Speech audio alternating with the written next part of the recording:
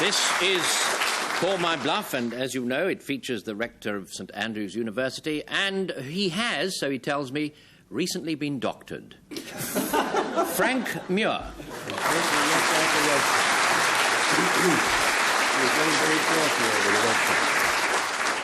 My first guest is the welcome back of an actress who is delightful, and a delightful actress, Gayle Hunnicutt.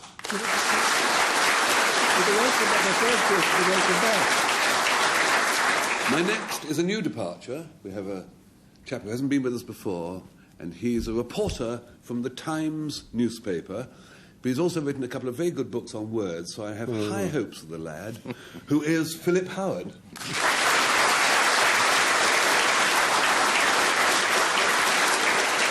And the man who, among other things, knows an awful lot about the diseases of sheep, Patrick Campbell. Thank you, Good evening. And my first guest is a tiny little person who's done extraordinary things in boats. He's been all around the world with 9 men and 2 ladies. I've been across the, not the Channel, the Atlantic single-handed. Could be only Clare Francis. And my other one is an actor who's been in bed since March in the same play, that marvellously comic play, Whose Life Is It Anyway? Tom Conti.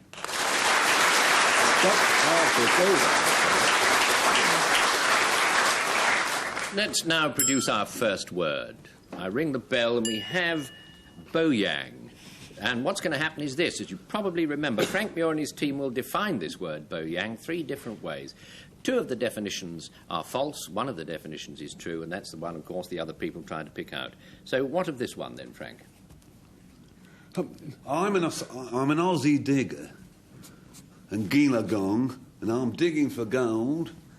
But there, on this harsh terrain, there were things like snakes and ants. What is to stop them running up my legs, running straight up my trouser legs? Bicycle clips. Areas. Not bicycle clips, no. Navigators. Gators for navvies. And the Australian word for leather straps, which the Aussies tied round underneath their knee to stop the rodents getting at Sydney Harbour Bridge, was a boyang. Right, now, Philip Howard, have a crack at it. Boyang, it's a bird. It would be better known to English speakers among you as the red-headed log runner of southern Burma. It's a bird with long legs and a peculiar loping stride. When it's not flying, it runs. It doesn't hop. You can see it running across and along the tree trunks floating down the rivers of southern Burma. Good. All right, now it's Gayle Hunnicutt's turn. A boyang is a flattish piece of bone which is usually from the shoulder of a seal, and it's used for inscribing the symbols of the various generations of aristocratic Eskimo families. Boyang. What a load of So it's something that Eskimos put to good use. It's a kind of a gaiter, stop things getting up your trouser, and it's a sort of bird. Patrick. I don't think that any ant would dare to get up the trouser leg of an Australian. They're vicious. They've been naturally repelled, I think. This red-headed duck that runs along logs, Eskimo, oh Lord.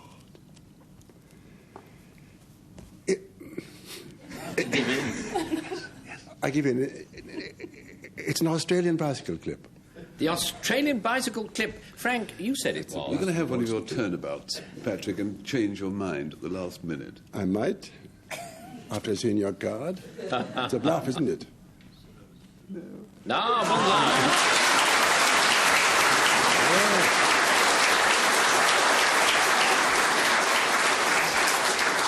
So boyang is certainly what Australians used to wrap round their legs and, for all I know, still do. Grindle coke is the next one. Patrick defines it. A grindle coke is a pulled face, a kind of facial contortion, aimed at arousing either laughter or fear. It's an Essex word. It appears in an almost interminable kind of folk tale based upon the city of Colchester. A little quote from this boring folk tale. It says, "Whereupon Mr. Dickon pulleth such a grindle yoke, coke, as would affright a saint out of his godliness." Next. Now, who's go? Yes, it's Tom Conti now. I agree with Patrick. I think that's probably it. If you were lucky enough or unlucky enough to have garden gnomes, you might have observed them sitting on a mushroom in your garden. If you'd looked more closely and discovered the mushroom wasn't made of plastic but of stone, you might have been looking at a grindle coke, because this was an abrasive stone that was used for whetting. And when it became worn... Whetting? When it became worn, it was known as a grindle coke. Whether it was originally known as a grindle that was coked now, or a coke which is now grindled, I'm not quite sure. But that's the word. Why are the gnomes sitting on it? Well, they like sitting on mushrooms. Wetting their bodies? That's not something I want to discuss. Much more his trouble than ours. Yeah. You've lost me, lad. Now your go, Clare Francis. Well, grindle coke is in fact two Westmoreland words. Westmoreland. Now, grindle means of a ewe, or to give birth, a ewe, bah type. And coke meaning a young lad or a young chap. Thus you have, the two words together, a youth who's had at lambing time to keep an eye on the expectant mothers, the ewes in question. Oh, right. You had me hooked there. It was just the accent and Lakeland. I couldn't figure it out. It's a worn-out grindstone. You could put gnomes on it. It's a sheep minder hired for the time, and it's pulling a face. So, Frank, which will you have?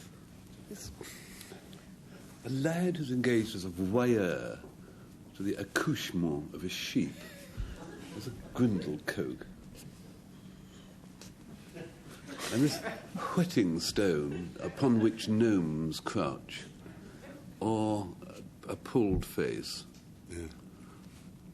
Let's have the pulled... Hang on, let's see if I can get vibes and change my mind. No, it's Patrick, definitely, I got the vibes. It was Patrick who said it was pulling a face, wasn't it? True or bluff, Patrick? Oh, no.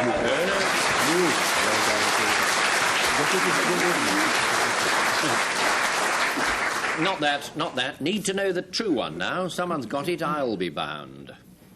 Oh, yes, it was Tom, of course. That's a blow for garden gnomes.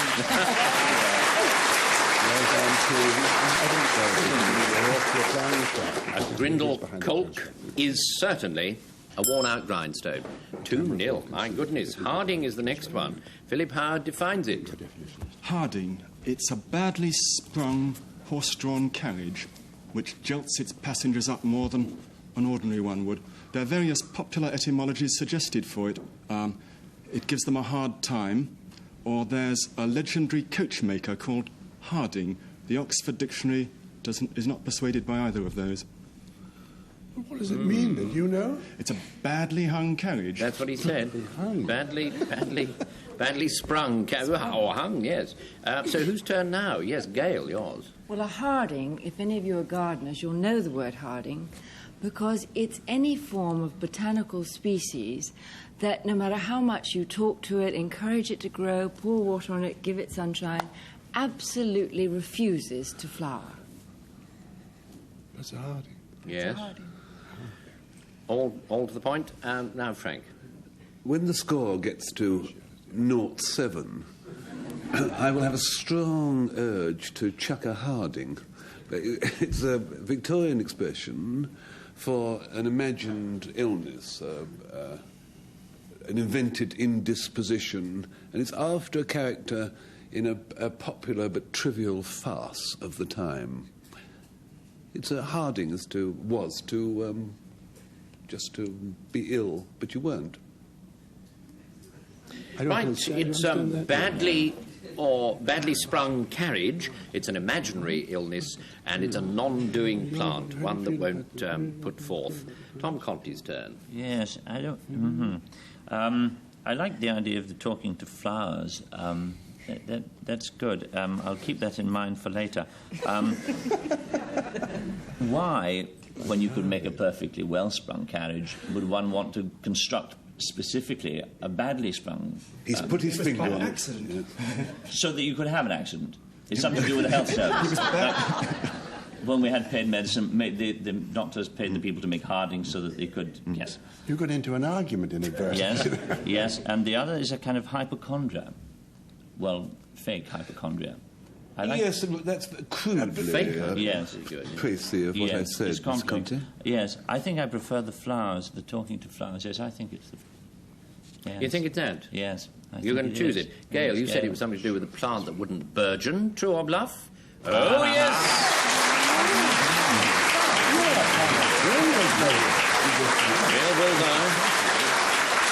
Harding is a plant that won't get on with it, though I'm rather sorry to miss the fake hypochondria. What a conceit.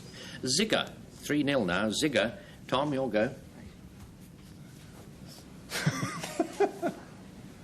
It's a Spanish dance. It was considered, I believe, improper. Washington Irving wrote a book called Alhambra, and he referred to the zigger, and here I quote, I believe that's the right phrase you use when you're going, the wanton city of Seville, where black-eyed courtesans dance the zigger under every orange grove. I don't know why he chose to write that in the book, but he wrote it. It's a sort of Spanish dance. Right. So, Clare, it's your turn. Well, a zigger was an American child's toy which drove American parents quite mad at the turn of the century. It was rather like a jack-in-the-box, and it was made of matchwood and elastic and other beastly things. And when you opened it, this thing flew out and went zzz around the room and drove the parents quite mad. A zigger. Good enough. And now Patrick tells you. A zigger is a Cornish miner's term for an underground dribble. Or trickle. It's a little river, really. If you happen to be in a Cornish tin mine, I see some water around in the form of a dribble or a trickle, you might note that it not only zigs, it also zags. But even if it zags, it's still called a zigger, isn't it? Well, this is what they say. It's a kind of a Spanish dance. It's an American toy, and it's a trickle in a Cornish tin mine. Philip, your turn. I like the sound of the Spanish dance. It's too like ziggurat and zigger-zagger. I'm thinking about it, but I'm not persuaded. No. The American toy, again, it's nice onomatopoeia, and if you look at me like that, you can take me anywhere. I wrote off that underground dribble. What do you think about that? You've used them all up, lad. I now have to decide. I'm going to say the Spanish dance. Ah, well, now, who was that? That was Tom Conti. True or bluff? Yes.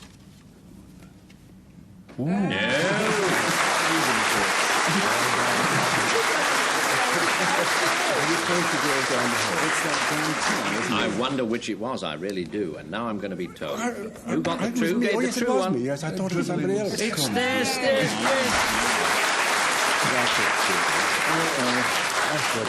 Trickle of water in a Cornish tin mine.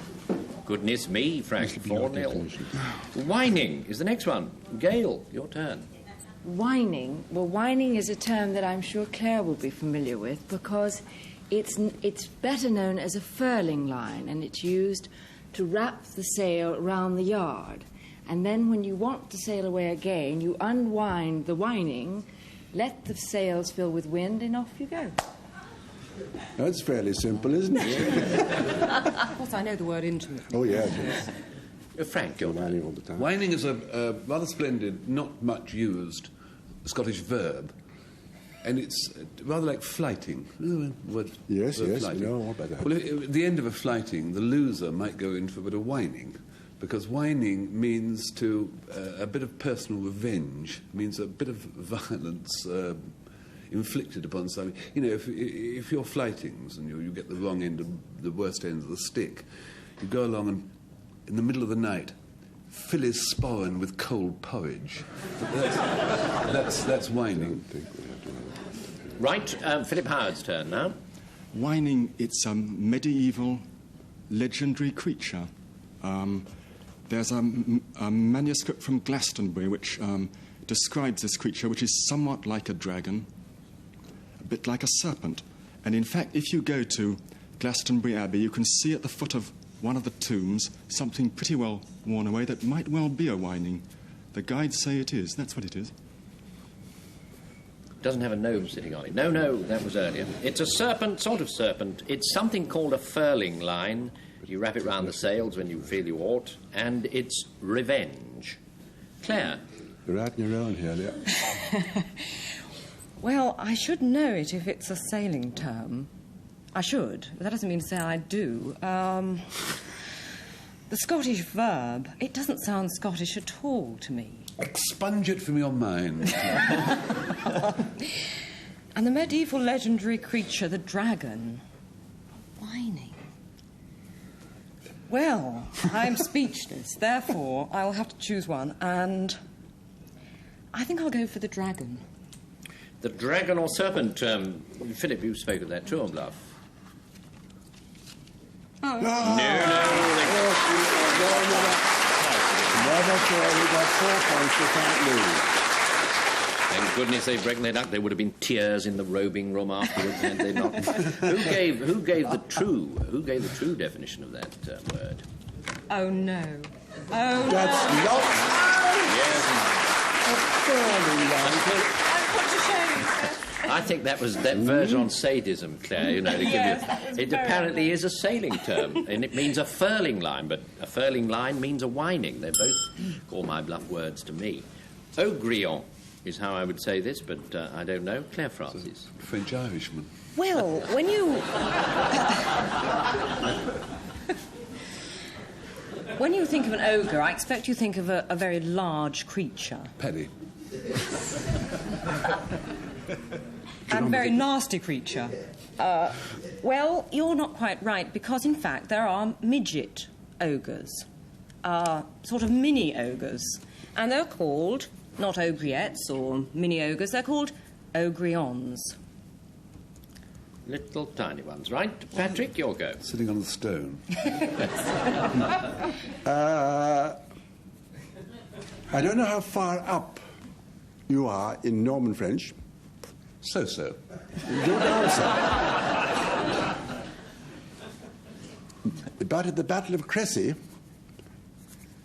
hundreds of ogryons were used on horses. There were spikes that were fastened onto the foreknees, not all foreknees, because if they're on the back knees, the horse would do itself. So ogryons were strapped onto the foreknees, the two front the leading knees of chargers for spiking the enemy up with. They were mustered at Crécy.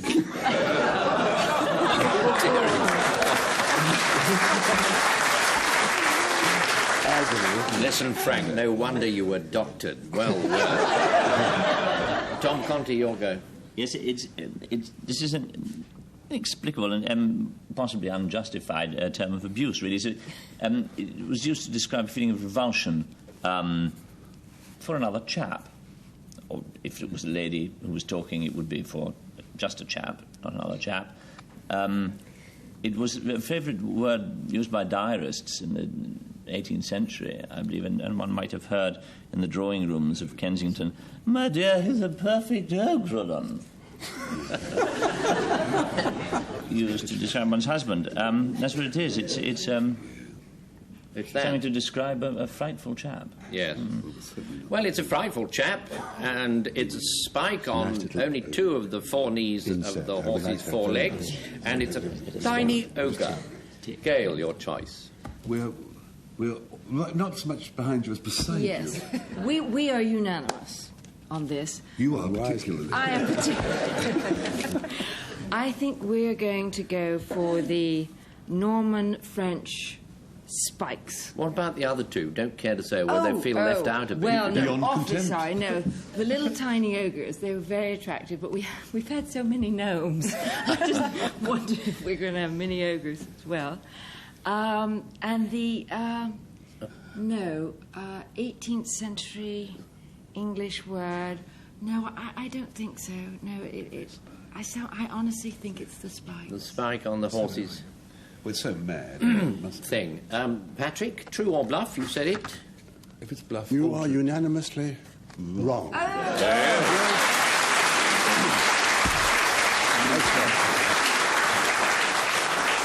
Nothing to do with that. Something else must be the true one. Here he comes. 1, 2, 3, go. Would it be It's there. I know you have it. Hunnicutt? damn It's gnomes. the tiny. Well known. Beautifully known. Ogrion is a rather short ogre. 5-1, my goodness me. Ickery is the next. Frank, what of this word? Hickory, you probably haven't come across it very much, but you hear it spoken occasionally amongst campanologists. It's that, you know, when a bell sounds, no, big bell, not a tinkle tinkle, but a biggie. When they go ring, it should go, but if it goes, it's what was known to campanologists as ickery. It's an ickery bell. Campanologist is right, Frank. A flaw. Philip, your turn. Ickery, it's a rash, presumptuous, and ultimately disastrous act or deed. It comes, of course, from Icarus, Yeah. the lad who flew too near the sun. Wax in his wings melted, down he nosedived into the Mediterranean.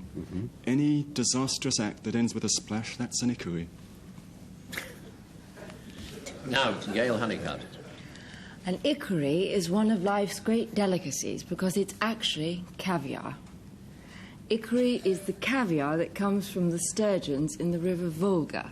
So when you next hear the River Volga boatsmen singing, it's because they've caught a sturgeon bulging with ickery.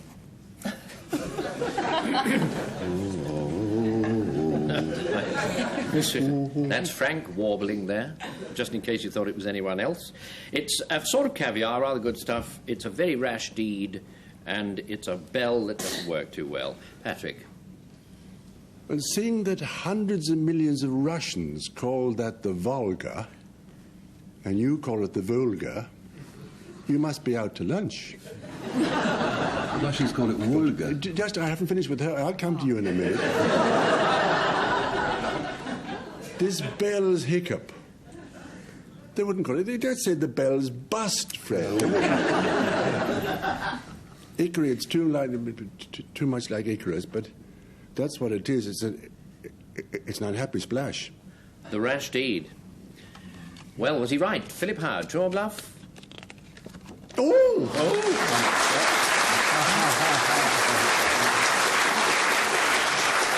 Nice one there, but it wasn't that. True definition coming up. Here we go. Was it the Volga boatman? Oh, yeah. Wow. Yes.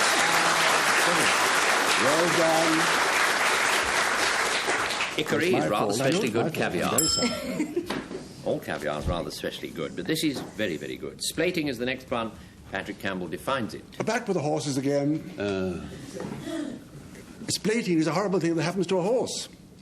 Gets talked about in this book. Not because it's got its spikes on its back knees. This is a spikeless horse, but kind of galloping around too energetically. So quickly indeed that it puts its shoulder blade out of, well, out of joint, really. Oh, poor Dobbin. It splits itself. The only cure is to put a bit of Band-Aid on it or give it a long rest in its box. Well, of course, not the only cure is Band-Aid, little iodine, a tight bandage, or a long period rest in the box. Splated. OK, that's what it is, he says. Tom Conti now tells you this. It's a dislocated shoulder. All you ladies who are wearing pearls, take special note, because the PDSA will be along any moment. Splating is spread or sprinkled over oyster beds, and we're told that it's to assist the propagation of oysters, but since it's usually in the form of large hunks of rubble, one might be tempted to believe that it's for the extermination of oysters. You throw all this stuff in, and the idea is that the oyster will cling to this and not be swept out to sea by the river. He's not clinging it for that reason, he's just holding it above his head. I've spent 6 years growing this peril. If you think you're going to take it away from me now, you've had it. That's what it is. That's what splating is. And now, Clare Francis. Well, it's back to the sea, because, of course, splating is how a sailor makes a rope waterproof. He wraps it with twine, like so, round and round and round, and then he covers the whole thing with tar, a special tar, in fact, from Stockholm. And there you have your waterproof rope. Quite simple. Got to be done somehow. True enough, it's a waterproof rope. It's a slipped shoulder blade in a horse, and it's rubble that's fairly good for oysters. Frank Muir's choice. Follow my reasoning here, and see if you go along with me. Is it long? What do you fairly? I don't know. I haven't done it yet. Yeah, he is. That's true. He hasn't started. What is the point of waterproofing rope? Oh, well, it's very important because it stops it rotting. Such as stop the rain coming down. And Stockholm Tower is the thing you put on a tree when you cut a branch off. Oh, well, I wouldn't know, because I haven't cut many recently. Will you step down, please? The next bit is oysters, to my knowledge, don't sort of hang around on the bottom of the sand. They cling to rocks. Precisely, I think that's what he was grinding on about. Yeah. So I am driven against my will to... It can't be a horse, can it? Paddy knows much about horses as I do about ballet dancing. But, yes, I think it's Paddy's horse. Well, he did say it was something to do with horse slipping its shoulder blade. Now he's got to own up. Me? Oh. No, it isn't, is it? Damn it. I've been splated.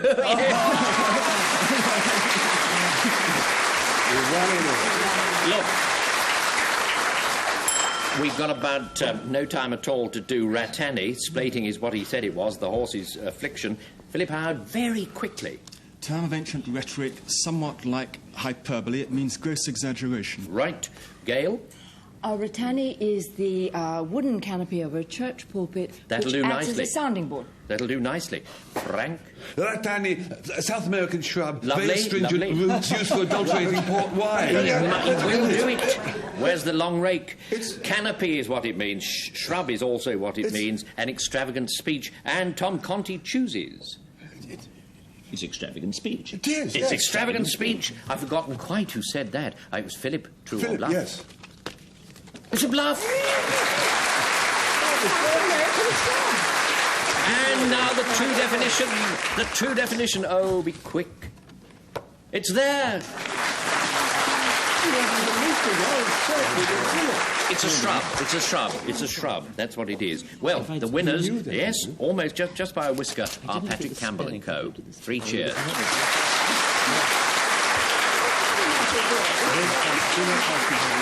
So, we'll be getting some more pantomime horses from the Oxford English Dictionary next week. So, until then, goodbye from Philip Howard. Goodbye. Tom Conti. Gayle Hunnicutt. Clare Francis. Frank Muir. Patrick Campbell. Good night. And goodbye.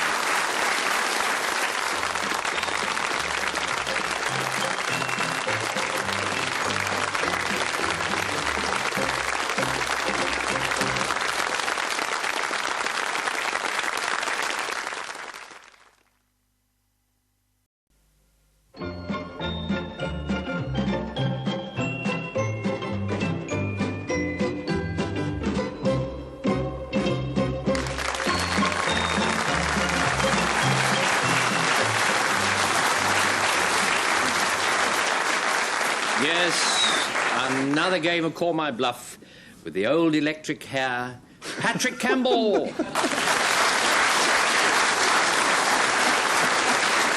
Good evening. Once again, I set sail with a tiny yachting person. Backwards and forwards across the Atlantic, single-handed, but with my help this time, Clare Francis.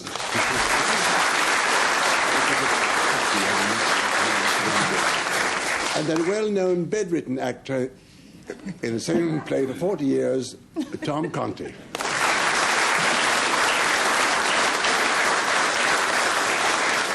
And the Korchnoi of the panel game, of course, Frank Muir.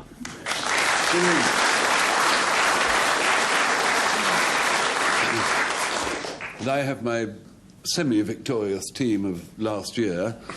We came in second. The actress, delightful actress, Gayle Hunnicutt.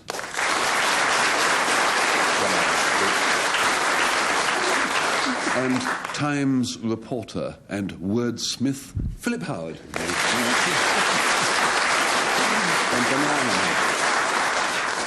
May have seemed like a year to Frank, but it's actually only a week. Less, if truth be told. Right, now, Zerbal is our first word, and what happens to Zerbal is this. Patrick takes it, and so do his team. They define it 3 different ways. 2 of the definitions are false, 1 is true.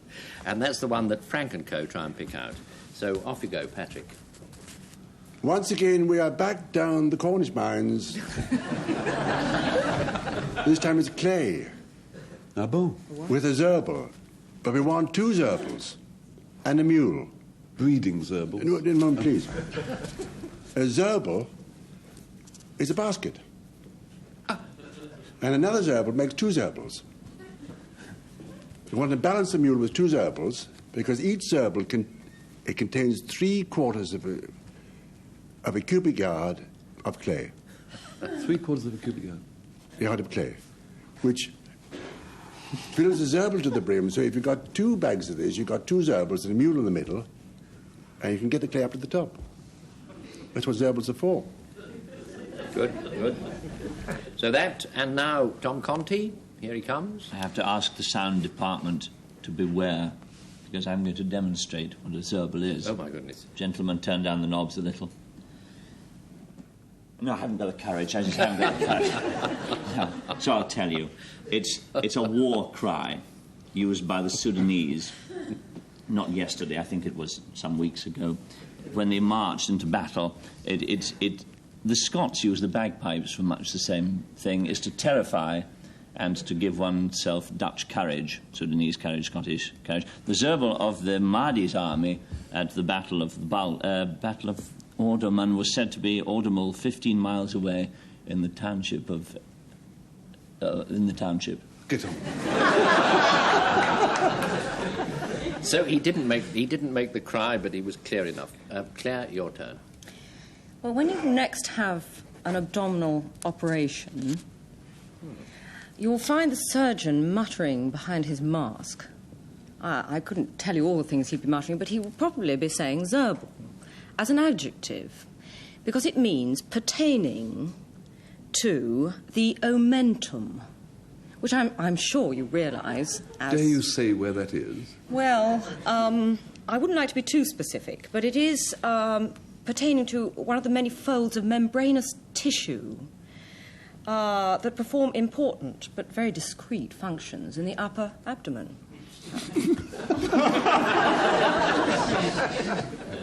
That's really part of your guts, is what you're getting at. It's a measure of clay in a basket. It holds a certain amount, and it's a war cry.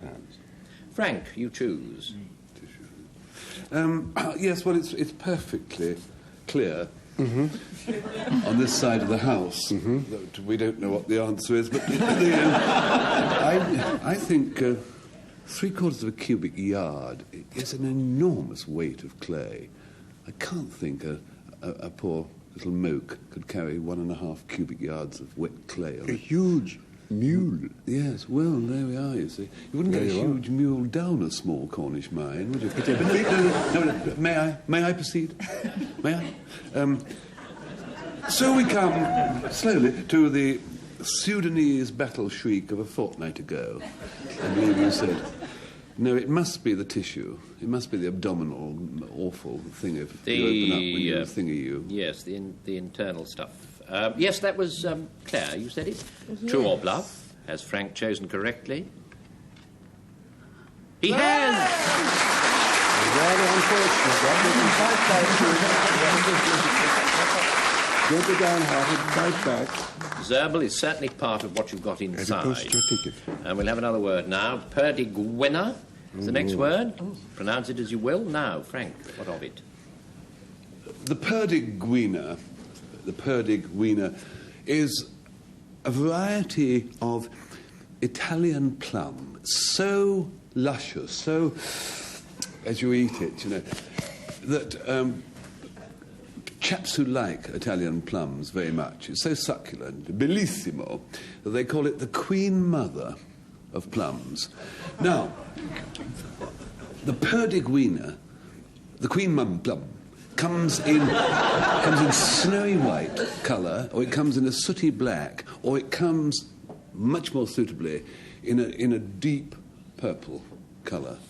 Plum colour. It's a lovely plum. Snow white plum. You got that down, Patrick? Right? Yes, thank you. Philip Howard. The perdigwina, it dates back at least 13 centuries. It's the royal cipher of the ancient kings of Cornwall. You can actually see an example of it on a brass buckle in the County Museum at Bodmin. It's a game bird. It looks like a game bird. There are those who say it's a partridge. Probably find them down a mine. Indeed, indeed. On the back of a mule. Hell of a lot going on in Cornwall, if we're to believe all we hear. Gayle, your turn. Well, there should be an outcry of women's lib against the use of the perdigwina, because it is the semi-sacred area outside a druidic circle to which the female druids were banished during the chanting of certain druidic litanies. What? I haven't done it. I'm from Texas. All these mispronunciations you've got to ignore. Well, certainly ignore that one, I can promise you. Well, what she said was it's a sort of circle outside the really sacred circle, but it's slightly sacred. It's a royal cipher, and it's a very delicious plum. Choose away, Patrick. Well, that Texan gabble, even if he's right, I couldn't understand it. Or is it? I'm very offended. All this partridge drivel, but you can't have a plum that is not only snow white, jet black, and purple. Or can you? Or can you? Exactly. Sure question. This is On the other hand, I believe. Are you speaking for yourself? I am, yes. Do you want allies here? It's a coin that looks like a partridge. Yes, now, who said that? I just have to remind myself. Yes, it was indeed Philip Howard. Yeah. Kind of a cipher. True or bluff? No.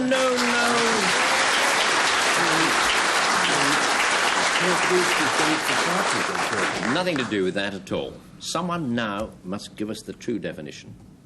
It's there. I know it is. How unfortunate. Bellissima. All that rubbish about the plum was perfectly true. That's what it means. Shagroon is our next word, and Tom Conti will define it. Well, a shagroon? Lovely to be back here. It was the name given to early settlers in New Zealand. Let me get this right. I know it's complicated. It was given to non-British settlers in New Zealand, particularly applied to an Australian who would arrive and set up house and home in Canterbury, where the Canterbury lambs come from. Those are the ones with the Canterbury tails.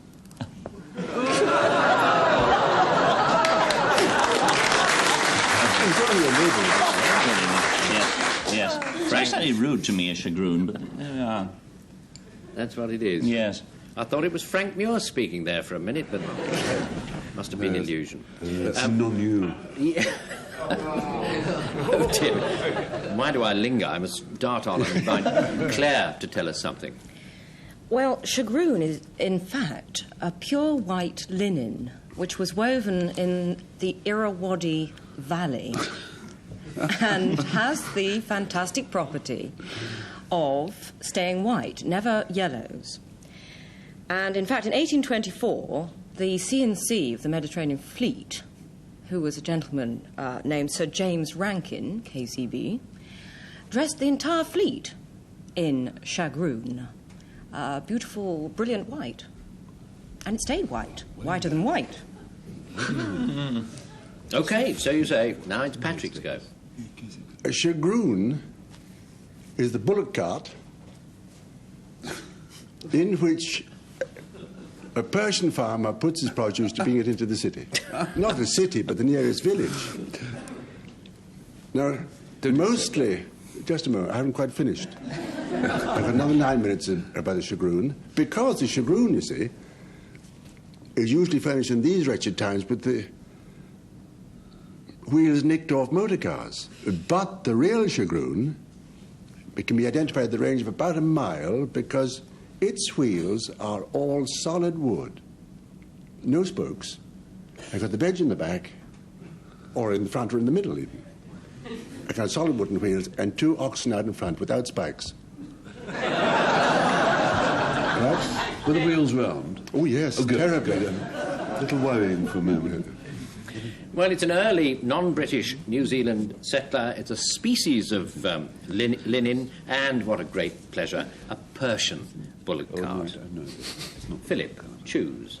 Oh, good grief. Non-British settlers in New Zealand? I thought they all came from Scotland. I didn't realise there were any non-British settlers for the first 100 years or so. I don't know about it. Pure white linen, woven on the Irrawaddy, dressing up the fleet in it. Did the fleet wear white? In the body? In the Mediterranean. I suppose. Which leaves you with this amazing bullock cart. Well, leaves you, really. Yes. I find improbable New Zealand settlers, bullock cart improbable, impossible pure white linen, so I'll go for that. Which of those? Pure white linen. Pure white linen. That was Clare Francis who said that. True or bluff, Clare? Looks slightly well pleased. Yes.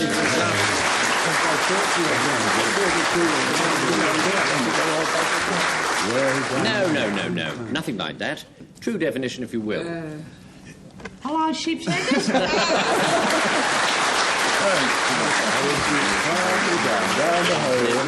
Very well done. Yes, shagroon. One of those non-British New Zealanders early on. Rorter is the next one, and Philip Howard's going to define it. A rorter is an implement used by gravediggers. In graveyards where there's a very rocky subsoil, they send for the rorter, which is a long iron pole with a spike on the end, with which they break up the rock and then remove the pieces. Rocky graveyards are where you need rorters. So, now it's Gayle Hunnicutt's turn. Well, a rorter is a large freak wave that builds up between the Isle of Man and the Calf of Man, the famous island on the southernmost tip of the Isle of Man. You see, and when this rorter builds up, all the fishermen become very frightened because it can often be of very large proportions. A rorter, a wave. Thank you. All right, now, Frank. A rorter is out of the corner of the mouth slang. Can you understand what I'm saying? Because it's very difficult to do. Which language? No, it's out of the corner of the... try it this way. Out of the corner of the right-hand mouth slang used The by... right-hand mouth?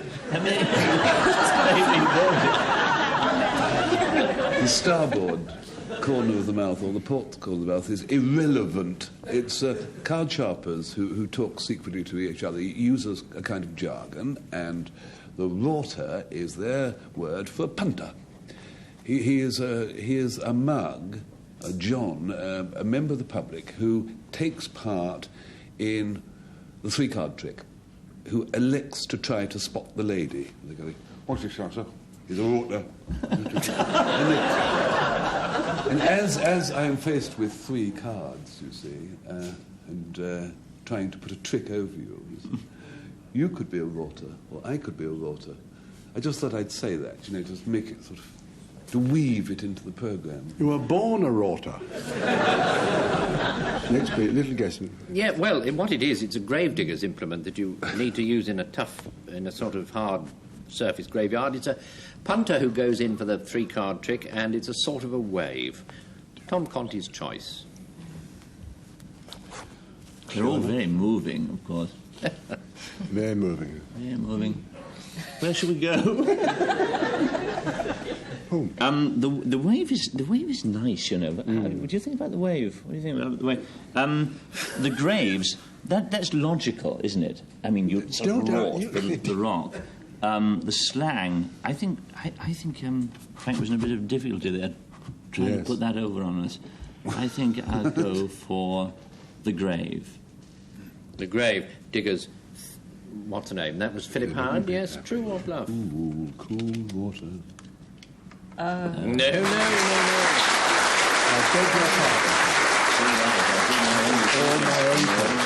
That was simply a bluff. Here comes a true definition. I mean, the admission. Oh, no! Card here. You've got a card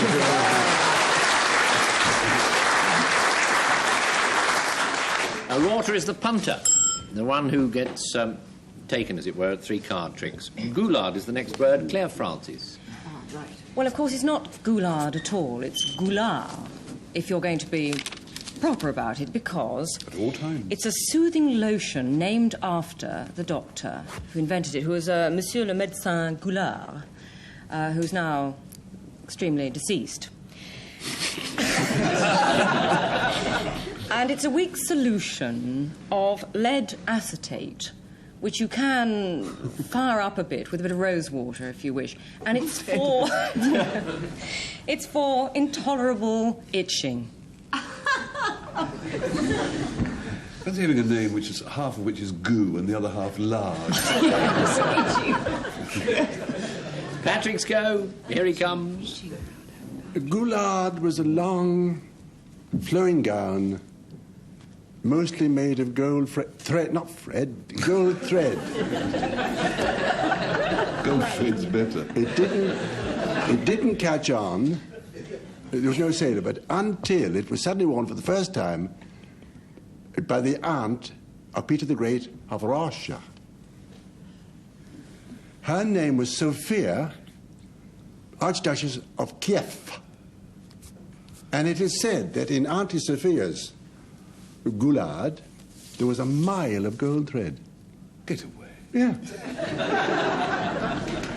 The chick of Kiev. Tom Conti now. It's a fish. Oh, dear. You don't come from Louisiana, do you, Gayle? Texas. Fine. Go We're all from right here, lads. Mexico. This is from Louisiana, this fish. It has protruding eyes which go in kind of different directions. Come to think about it, that's quite normal with fish, isn't it? There's one on that side and one on that side. It's still down the river here, if you'll pardon. It's a kind of aquatic Marty Feldman.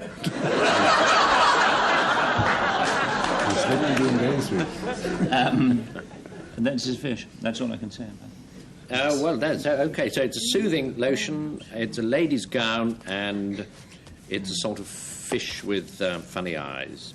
No offence, Marty. None whatever. None whatever. No. So who chooses now? Yes, Gayle, it's your choice. I do. Yes, French soothing lotion with lead acetate and rose water for itching. This is very early itching lotion. It's so unlikely. Then we've got the long flowing gown of gold thread, a mile, on the Volga. Auntie Sophia. On the Volga River. Or a Louisiana fish with protruding eyes. No, that... Can you do that? I think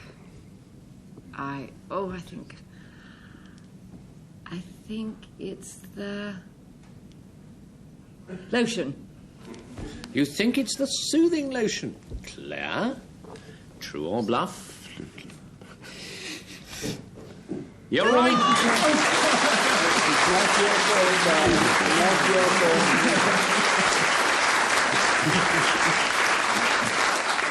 You just guessed, didn't you? Yes. I must say that both Philip and I were saying, it's the fish. It's the You did that to your mini ogres. Goulard is a soothing lotion. Should you ever come across it, that's what it is. Gyrus is the next word. Gayle Hunnicutt. Well, a gyrus, now today we could all go on the dole if we were out of work. But in earlier times, if you were out of work, a bit hard up, you would get your gyrus and you would go out begging with it. Because a gyrus was a begging bowl used by vagabond monks, who weren't really monks at all, of course. They weren't nuns either. They were fellas dressed up as monks going about with these gyruses, begging for food or money and saying it was their right to have it. Were they getting any? I think occasionally. Good, yes. good. Next, please. Splendid. Oh, sorry. Frank?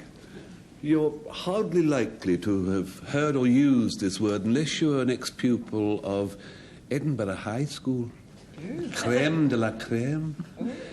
It's the gyrus and gyrene are the words for a first-year student. That's all. Splendid. That's all, is it? Right. He was supposed to know about that, isn't he? Now it's Philip Howard's go. Gyrus is a convolution of the brain. The cerebrum has a great many folds and twists. Each one of them controls one bodily function. There's even a separate gyrus for raising and lowering each separate eyelid, so making it possible to wink. That's what the gyrus does, yes. So it's a first-year pupil at the Scott School. It's certainly a sort of fold in the brain, and it's also certainly a sort of begging bowl that people used to carry around. We're supposed to know all about it. Claire, you can choose. I'm very suspicious about these monks. I mean, they're dressing as monks, but they're not monks. I'm very worried about that. Very, very worried. Well, you might be.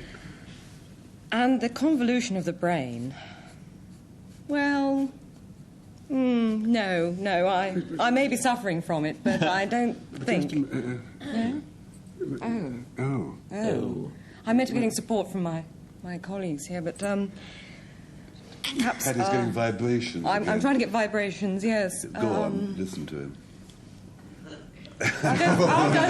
There's nothing happening, so I'll have to go for the first-year student at Edinburgh. Was that wise? Frank Muir will now tell you. He has to. No. Oh. No. I've only got 5, that's nothing. He's only pulling your leg. Here comes the true one. Here he comes. Go on, 1, Philip, 2, let's 3, have it. go. It's the convolution.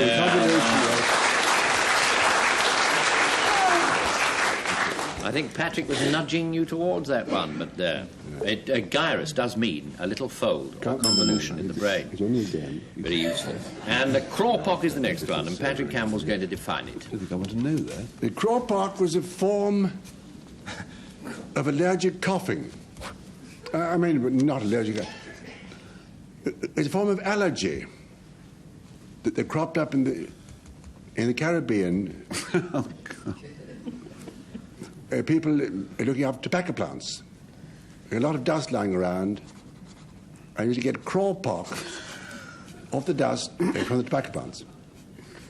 A kind of dry rasping cough, which I shall not do, because I might not be able to stop it. Or my definition either, which I've barely begun.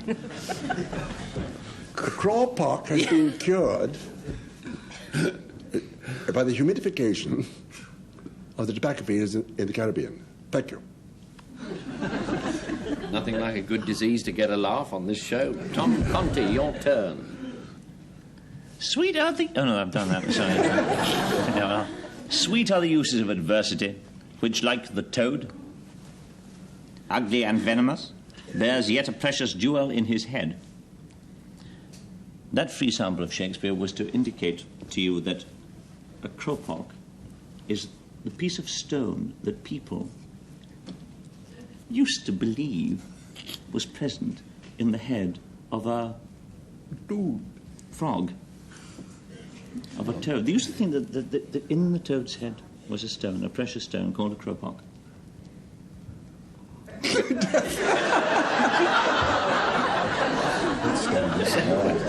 You just never know. Clare Francis, your turn. Could be true. Well, of course, a crowpock is an East Anglian table delicacy. It's a goose's crop which you fill with all kinds of delicious things, like oatmeal, suet and spices. And you put the whole thing into boiling water and cook it until it's so delicious. And then you take it out and you cut open the crop and you eat your delicacy from East Anglia, a crowpock. Possibly even Norfolk. Anyway, it's an East Anglian delicacy, I'm glad to hear. It's a nasty form of a cough, and it's a stone found, or believed to have been found, in a toad's head. Frank. It's very interesting, this. Very dull, actually. They're all sort of playing around with craw and pock. Well, I suppose it's reasonable, really. Yes, seems it's... yes. Pock in the craw, allergy, dust gets in there, and stone in the frog's forehead, goose, liver... Could be any, really, couldn't it? Yeah. Or none. Is. But it is one. He's on the right track. Yeah. He's hard in his I'll go for the lad, for the man in the white suit. For his... But he said all that stuff about the toad and that. Yeah. The Sicilian hood. OK, right, Tom, true or It bluff? wasn't garden gnomes, it was toads. Do you want to... I want to win. Do you want another chance? No. Do you want to stick with it? I'm stuck with it. I give you £5 to change your idea.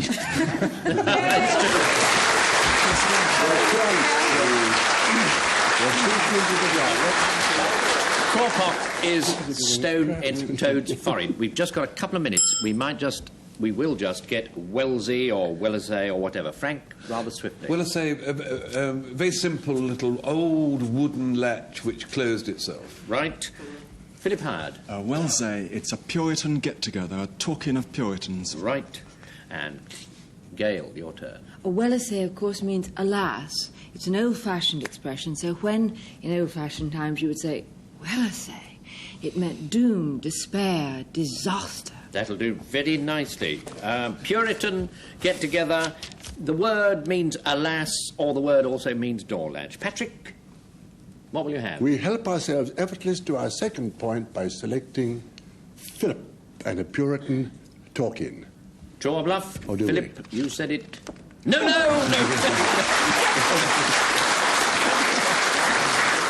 You missed. Give us a true one. Pray do. Here comes a true one.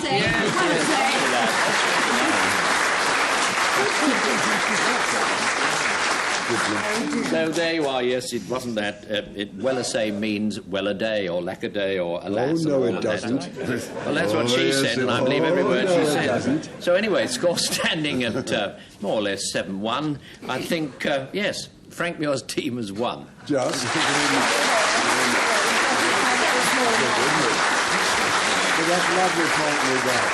So we'll have some more lead puddings from the OED next week, and until then, Tom Conti says goodbye. There he is. Philip Howard, Clare Francis, Gayle Hunnicutt, Patrick Campbell, Frank Muir, and goodbye.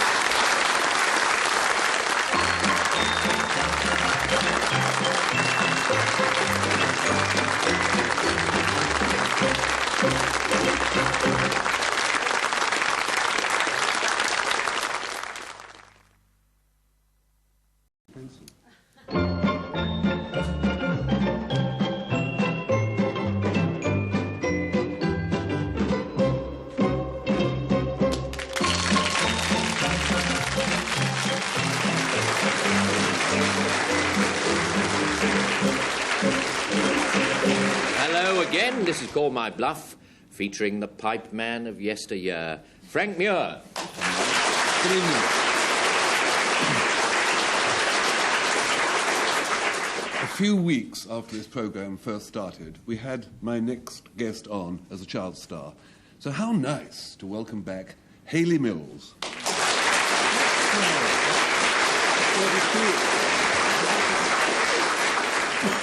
A few weeks after this programme first started, we had on a boy writer. How nice to welcome back Kingsley Amos.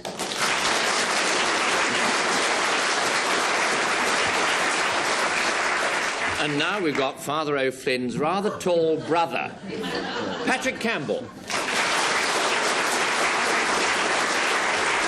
Good evening. And Father O'Flynn's rather tall. Well, I'll leave all that on one side. My team seems much younger than Frank's, because my first one is that lovely lady Typhoon. Tycoon. Diane Cilento.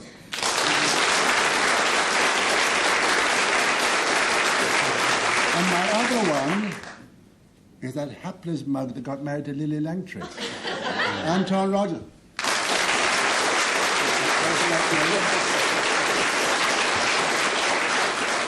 See if the words are still kept where they should be. Yes, there they are, or there's one of them. Carwitchet. What's going to happen, as you may remember, Frank Muir and his team are going to define Carwitchet 3 different ways. 2 of them are false, 1 of them's true, and that's the one that Patrick and co try and pick out. What do you think of this word, then, Frank? A Carwitchet is the English equivalent... No, hang on. It's a Scottish word for what in England is called a donkey's breakfast. What a bit more? Yeah, just a touch. Well, a donkey's breakfast is a kind of shapeless tangle of rope, string, knitting wool, spaghetti, beard, anything really. Anything that's all tangled is a donkey's breakfast. A Carwitchet. All right, so it's that, and now Kingsley Amos tells you. Well, Carwitchet is a dish that provides a Cree Indian, Red Indian, with his daily intake of roughage. Basically, boiled cornmeal, a few potatoes and vegetables of all kinds, and cordon bleu scores that have been known to add a pinch of dried buffalo meat. Now, Hayley Mills. A Carwitchet is part of the equipment of a jokesmith or mirth-maker, it being a hoaxing quibble, question or conundrum. A Carwitchet current in 1874, at which Victorians understandably laughed until their corsets burst, was, quote, "How far is it from the 1st of July to London Bridge?" What was the answer? What was the answer? Little short. Don't tell us the answer. The answer is mauve. Well, let me remind you then, they said it was a dog's breakfast, a kind of tangle, mess up, that kind of thing. Ancient sort of joke. And cornmeal eaten by Indians. Yep, Indians. Patrick. I've never heard such a mess in all my life. I've been here for some time. An ancient joke about 1884. 74, I think it was, yes. Was it? If it's... If it lasted the whole year, it was a very thin year, but now... Donkey's breakfast. A little pinch of buffalo mince to finish off. Of course, it's a donkey's breakfast. Everyone knows Carwitchet is a donkey's breakfast, I believe. Well, that was certainly what Frank said. Was he telling the truth? Own up. Afraid, True or bluff? I'm afraid it's true. It's a bluff, isn't it? Da-da-da-da-da.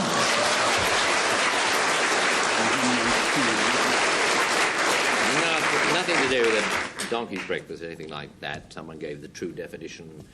Declare now who gave it. It's there somewhere. I know it is. It's not an ancient... It is. Oh, dear. It is. Oh, dear. It has to be.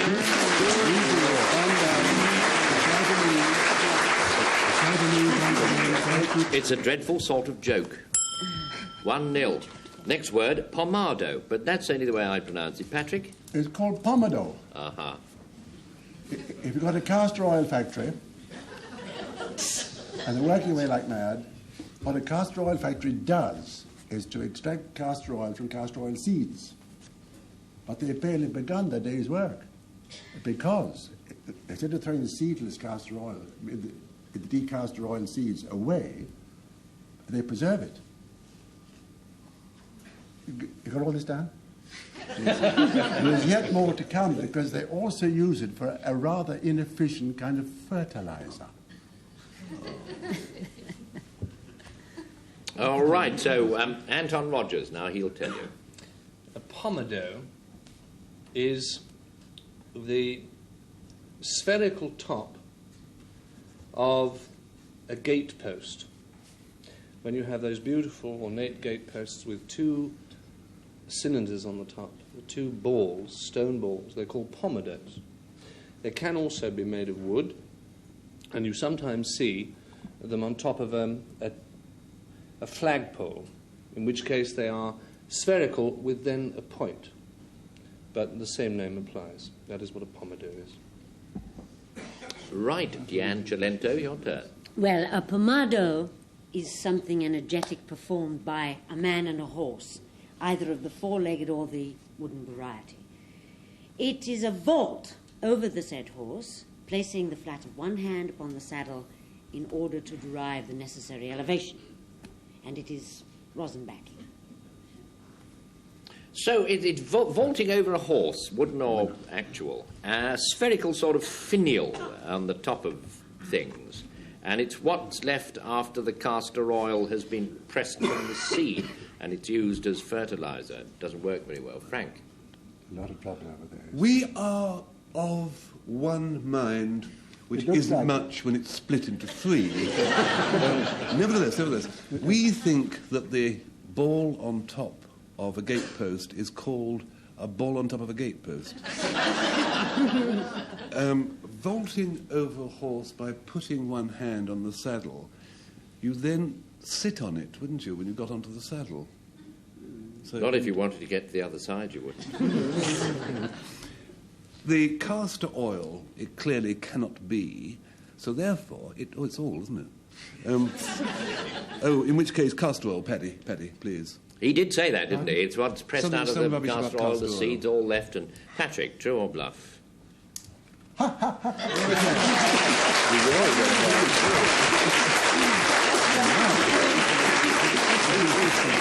to do with castor oil. Let's have the true definition. Here it comes. You can scarcely wait. It was you. You've got it all, the drama. I'm amazed. It's there.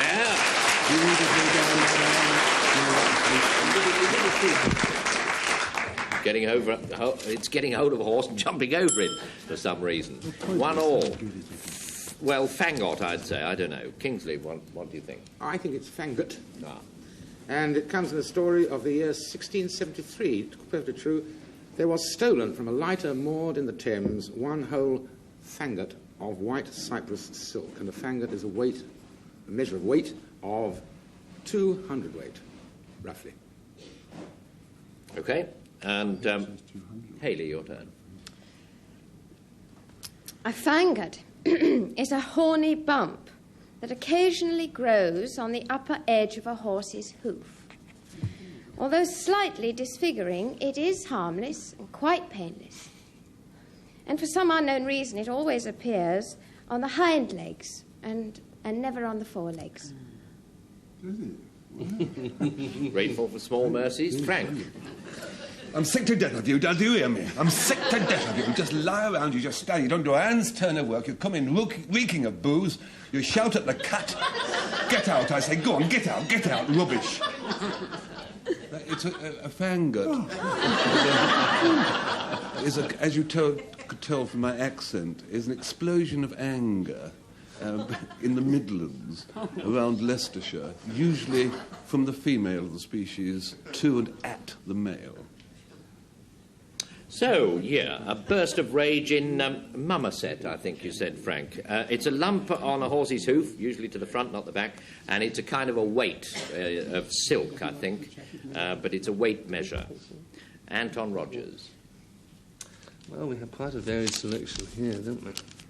Like tree. Horny hind leg hoof. Don't think it's that. Didn't really believe the anger, I don't think. Jolly good acting, though, wasn't it? Well, I don't know. Not obvious. Afraid not. A lot of bluffing there. I really think that it is a measure. A 200-weight measure. You opt for the measure. For the you measure. do. Kingsley Amis, true or bluff? Shakes his head. Looks like a bluff. He's got it!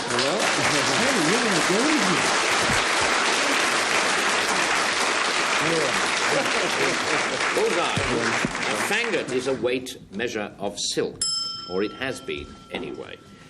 Carvist is the next one, and Anton, it's your turn. A carvist, with a capital C, was a disciple of the late Johann Carvus, a 16th century Swiss monk. He was a contemporary of Martin Luther, and Brother Carvus, as he was known, advanced theological theories which brought him into serious disagreement with a certain gentleman in the Vatican, causing a great deal of trouble. So, Right. carvist. And now, Diane, it's your turn. Well, carvist is a word from the private language of falconers and hawkers. To them, a carvist is a bird which, though it is still in its first year, is considered mature enough to be carried about on the wrist and is open to instruction. Yep. So I think it's your turn, Patrick. Can you picture paterfamilias? A Sunday lunch Oh, no. with a huge lump of dead animal in front of him. What's he going to do to it? He's going to carve it, isn't he? And what's he going to be called? None other than, and dating back to the days of Queen Anne, he's called none other than a carvist.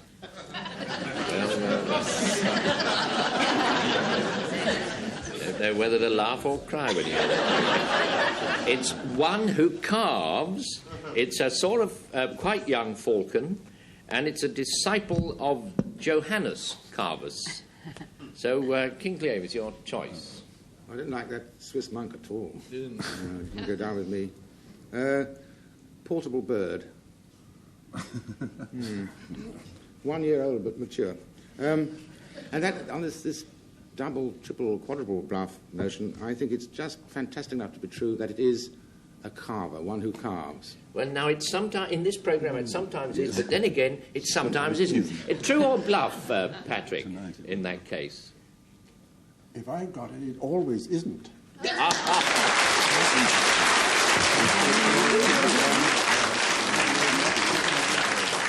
But that was a plucky try, Kingsley, a very plucky try. But now we have to have the true definition. It's there. It's there. I know it is. There you have it.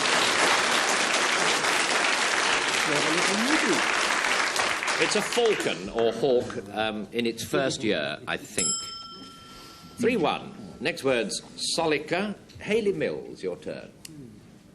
A solica was a non-combatant member of the Confederate Army during the American Civil War. He was a civilian cook, a clerk or such like, and the somewhat contemptuous name, deriving it is thought from the Mexican solica, a breed of desert jackal. Yes. Now it's Frank, your turn. It is Eve. Your Cotswold peasant, weary in body after doing whatever Cotswold peasants did all day, ploughing and mowing and hoeing, lays down his weary bones upon a solica, which is none other than but a rude mattress stuffed with off-cuttings of the sheep-shearing shed.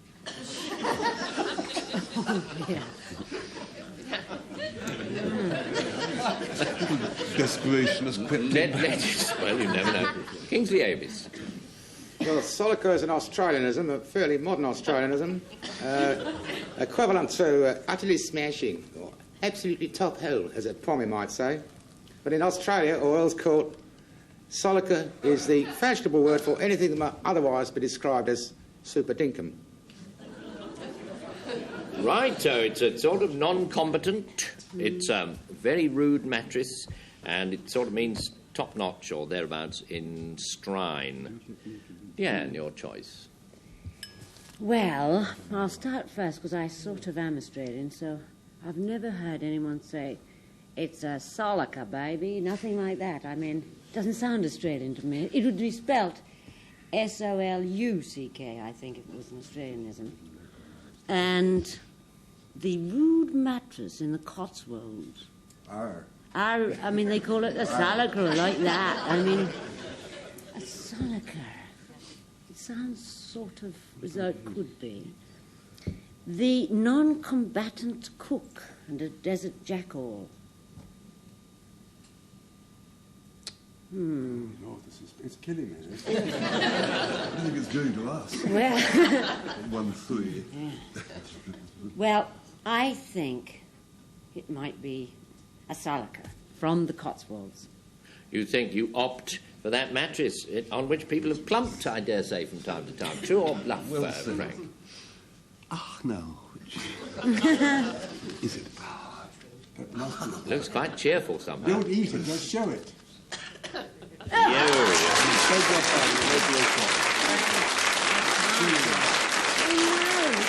mattress, it wasn't that, he was just teasing you. Someone was giving the true definition. Which of the other two was it?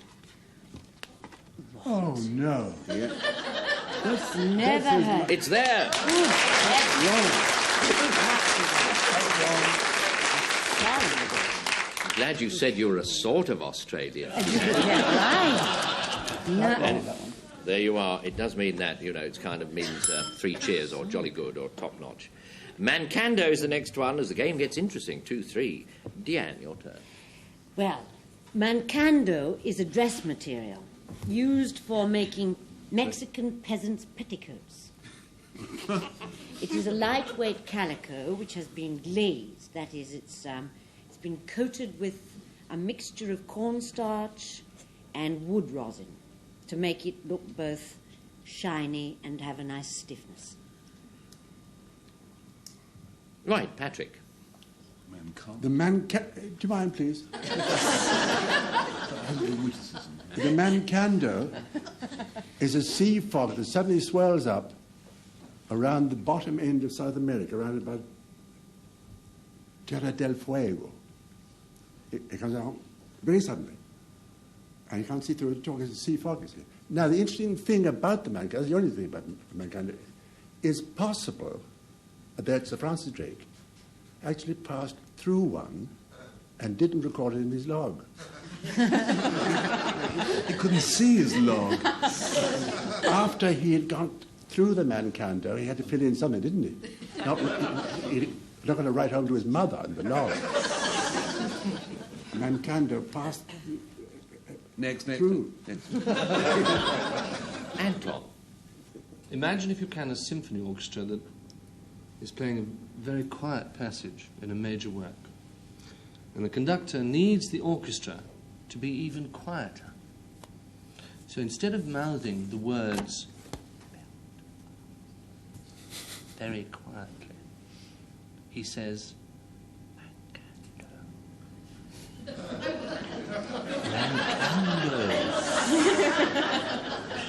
And they... Why doesn't he say quietly? Well, because he has a little more knowledge than that. So he uses the word mancando. A lot of Italian musicians, I think, that's fine. So what he says is it's very quiet playing. It's a way to get quietness in orchestras. It's stuff for petticoats, and it's a kind of sea fog. Hayley, your turn. But you don't let me influence you in any way.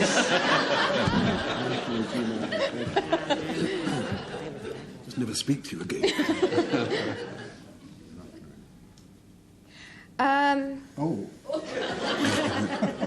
Something's happening. I'm going to speak. The Mexican dress material, the stiff dress material, doesn't quite convince me. The sea fog, South American sea fog, is a romantic idea to call it a mancando. We're going into a mancando. But still, something's not quite right. I think it has to be mancando. To the orchestra. Well, that was Anton Rodgers. Was he? Was that all true, or did he make it up? He tells you now.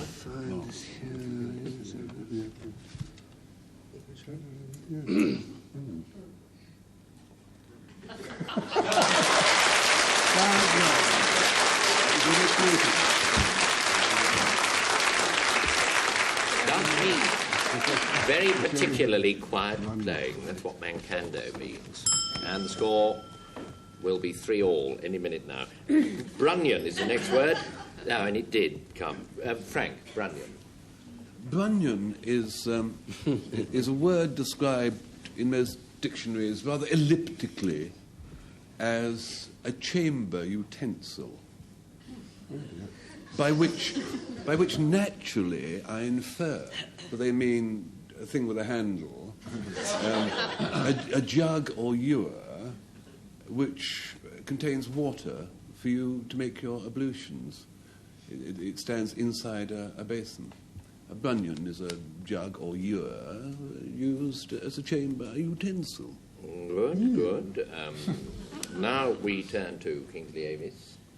Well, a brunyon is a protective metal stud that is fixed to something that's particularly valuable to prevent wear and tear. Especially, they may be implanted in the covers of a valuable or much treasured book, such as a family Bible or a bound volume of the TV Times. And now we have Hayley Mills. A brunyon is a species of peach whose skin is smooth and hairless like an onion. Brunyon, onion. This absence of furriness is attributed by some horticulturalists to the fact that the original brunyon resulted from the illicit and accidental cross-fertilization with a plum. Could be. Smooth peach. An utensil, or a stud that protects something of leather, possibly a book cover. Patrick. All this vulgar chat about pots and ewers. Uncomfortable, really, Frank, I thought. No. A knob to glue the Radio Times together. It couldn't be Little Hayley all over again, but it is, because I think the French word for Grignon, it's a kind of peach, I think. Think it's a peach? It's a Hayley, true or bluff? It isn't that. Wait, want to change our minds? No, I said it, it's too late. Too late? Hayley, Hayley, you'd like to own up, my dear. It isn't too late, you know, you could change. You've gone too far now. There's no going back.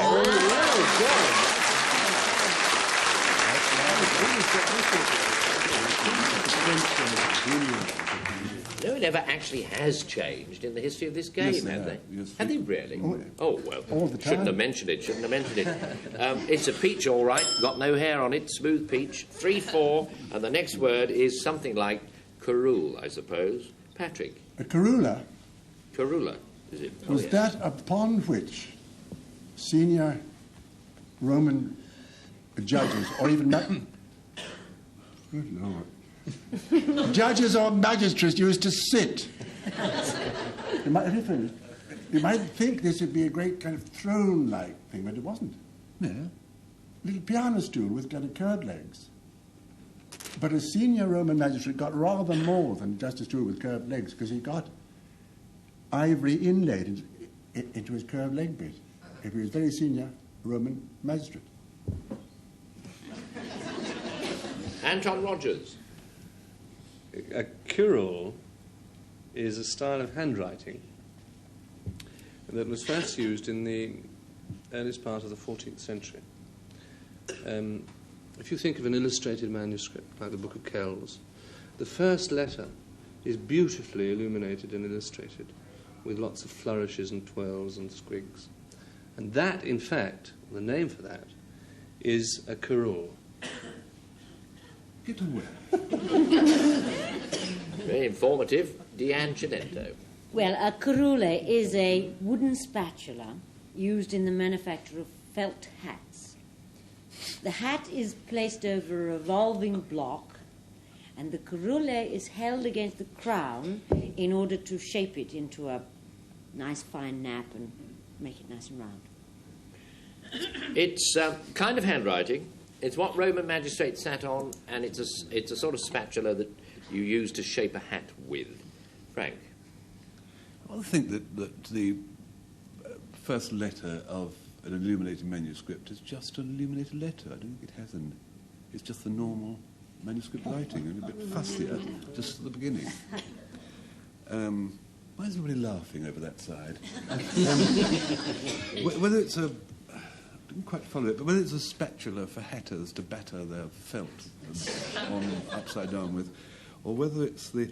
I think it's the thing that a magistrate sits on with curved legs. Oh, you do? Well, that was Patrick who said that. True or bluff, Patrick? Well done, you've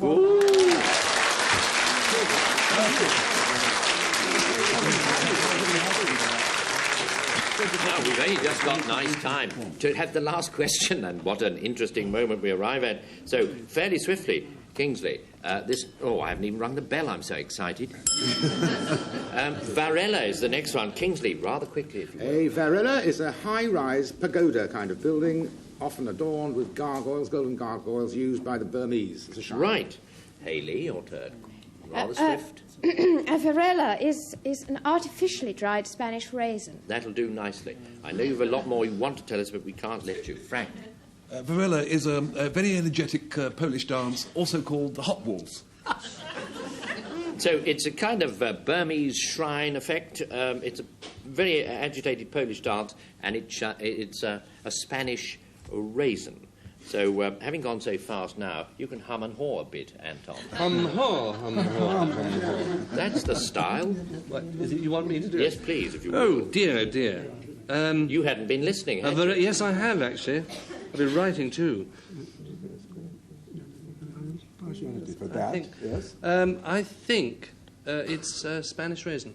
You think it's a Spanish raisin. Now, if I can only remember who said that. Yes, it was Hayley. It was Hayley, yes. Was that true, or were you teasing, Hayley? True or bluff? It's a bluff, isn't it? It's a bluff, yes. It is a bluff!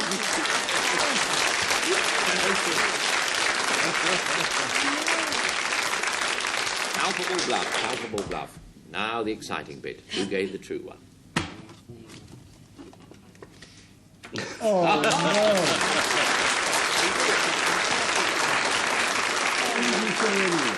So there you have it. Well, it was a Burmese edifice or shrine, sort of thing like that anyway. That's what a varela is. And so, just by a whisker, 5-4, Frank's team has won. Yes.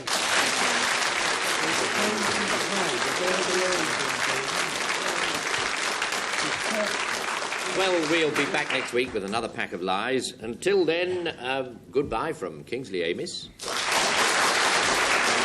Anton Rodgers, Hayley Mills, Diane Cilento, Frank Muir, Patrick Campbell, and goodbye.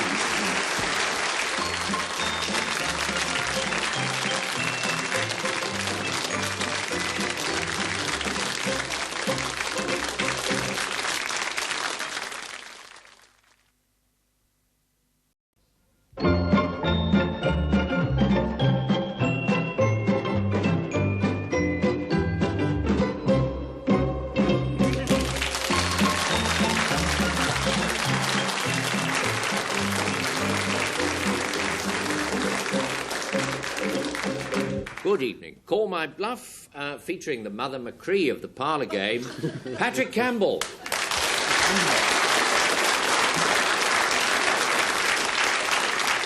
After we got defeated last week by sheer bad luck, a lot of corruption, nonetheless, and my first guest is coming back to our aid, the well-known tycoon, Diane Cilento.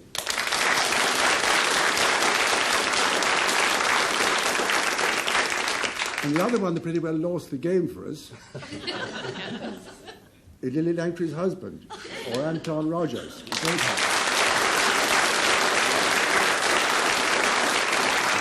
And the man in the steam-driven bow tie, Frank Muir.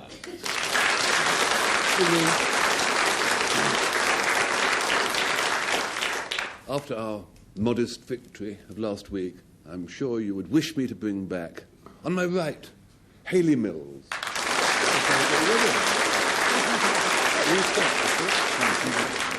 And on my left, Lily Langtry's butler, Kingsley Amos.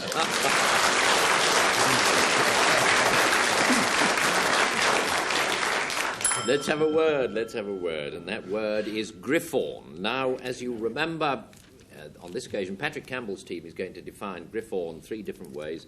2 false, 1 true. That's the one that Frank and Co. try and pick out. Patrick, this word. On the 2nd of July, 1866, the Irish Evening News, a great newspaper now defunct, it had a little story about that size, and this was the story in its entirety. It said, William Sheen hit Tom Sheen on the head with a Griffon.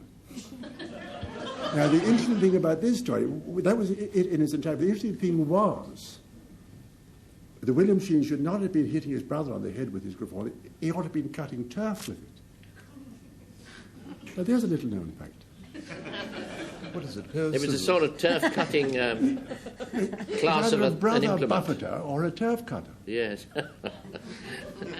Useful one or the other, I suppose. Anyway, Anton Rodgers. Well, William Sheen was walking down the beach one day, and suddenly he saw this piece of driftwood, and he said, "Ah, there is a piece of Griffon." Most people would have called it driftwood, but he called it a Griffon, which was its correct name. A floating turf Because he came from the Orkneys and the Shetlands, and only there do they call this driftwood Griffon, and they use it for firewood, and it is in fact the name for it, Griffon.